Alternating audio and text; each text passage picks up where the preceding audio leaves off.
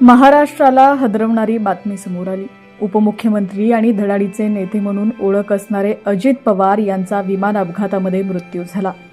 आज सकाळी बारामतीमध्ये झालेल्या विमान अपघातामध्ये अजित पवारांसह 5 जणांचा मृत्यू झाला। जिल्हा परिषदेच्या निवडणुकीच्या पार्श्वभूमीवर आज बारामतीमध्ये अजित पवार यांच्या 4 सभा होत्या। या सभांसाठी ते सकाळीच नेहमीप्रमाणे लवकर बाहेर पडले होते। मुंबईहून बारामतीसाठी आज सकाळी विमान निघालं होतं।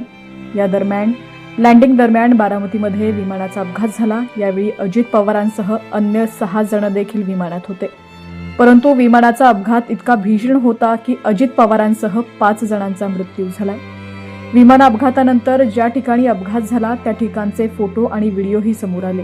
यामध्ये कुणाच्या हाताचा तुकडा तर कुणाच्या पायाचा तुकडा उडाल्याचं दिसलं, तर विमान पूर्णपणे जळून खाक झालं होतं। अपघातानंतर आजूबाजूला राहणारे गावकरीही घटनास्थळी पोहोचले। यावेळी अनेकांना परिस्थिती पाहून रडूही कोसळलं। उपमुख्यमंत्री अजित पवार यांचं अपघातग्रस्त विमान बोम्बार्डियर कंपनीचं लियर जेट 45 जातीचं होतं। या जातीच्या विमानाचे आतापर्यंत जगभरात 6 अपघात झाले, त्यातील 4 अपघात जीवघेणे होते। 2 अपघातात विमान अनियंत्रित झालं होतं। अजितदादांच्या विमानाच्या अपघातात देखील ते अनियंत्रितच झालं। हे कमाल ताशी 858 किलोमीटर वेगानं उडू शकणारं विमान आहे। ते 51,000 फूट उंचीवरही उडू शकतं।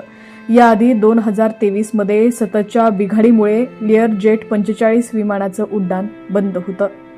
अजित पवारांच्या विमानाचा अपघात झाला त्या ठिकाणचे प्रत्यक्षदर्शींनी धक्कादायक माहिती दिली आहे।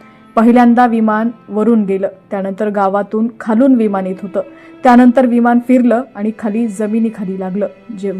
तेव्हाच मोठा स्फोट झाला।